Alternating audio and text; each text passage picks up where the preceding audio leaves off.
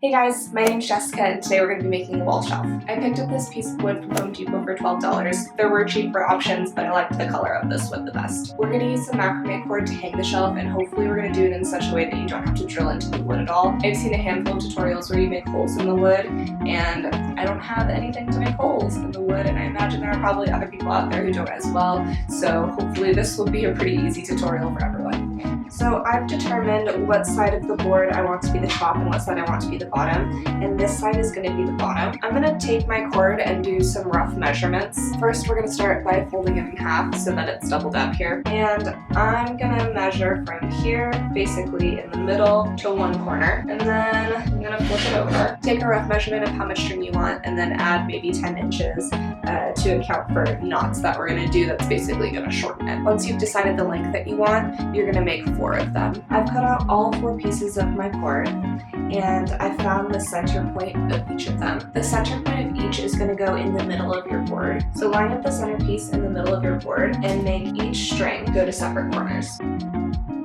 With the other 2 pieces, we're going to do it again so that each side has 2 pieces. When you lay down your pieces, you're going to want 2 on the bottom and 2 on the top. We're going to take the 2 that are on the bottom and tie them in a knot.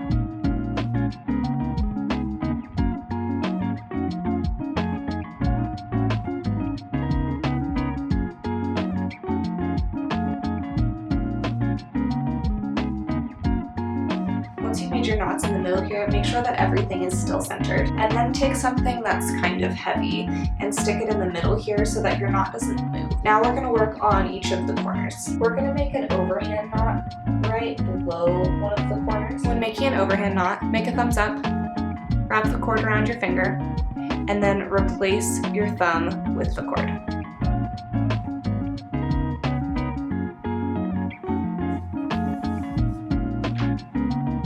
So go ahead and make an overhand knot in each corner. Once your overhand knots are in, we're going to flip everything over so that the macrame is on the bottom. When everything is flipped over, take a corner and separate the 2 strands. Move one strand to one side of the board and one strand to the other side of the board, and tie a knot as if you were going to tie your shoelaces.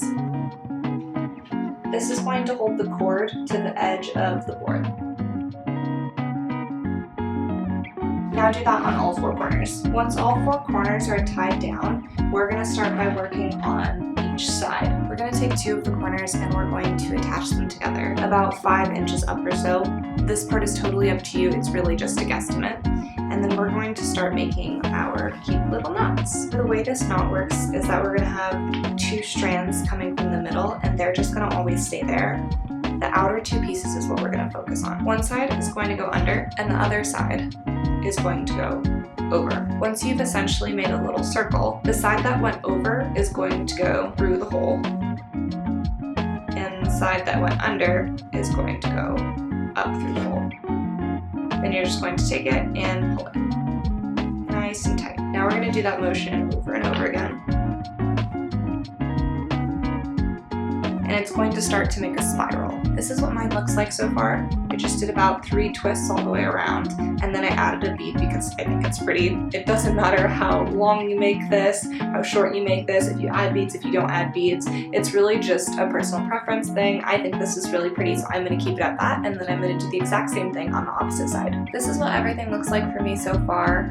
I decided to add 4 beads total, so there's 3 in the middle down here and 1 up here, and I did 2 sets of 21 different knots. Once you have each side looking the way you want it to, we're going to make a gathering knot to seal the top. Start by taking a ring and sticking your extra cord through the ring and then folding that cord over. With an extra piece of cord, stick it on top.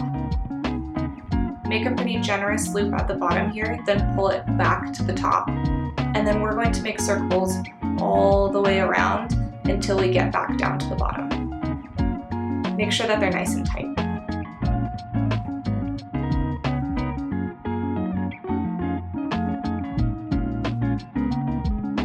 Once you've gotten down to the bottom, you're going to take your tail end and stick it through that loop. Then you're going to use this top piece to pull it all the way up into the middle so that the knot is hidden. Once your knot is hidden away, you're just going to cut off both of those ends. Now that you've attached one side, you're we're going to do the exact same thing with the other side. Alright guys, our shelf is done and it's looking great. I'm going to hang mine on the wall up here and I'll show you guys what that looks like. If you purchase something like this brand new, it's really expensive. So this is a really cheap alternative that's super fun and also looks really great. I also love that it's customizable. I put 4 beads, you could put less beads, you could put no beads, you could make it all macrame, you could do no knots at all. It's totally up to you and what your personal preferences. That way you're going to have something that's unique and no one else has. The wood I purchased from Home Depot for just $12, but you could have purchased a cheaper option.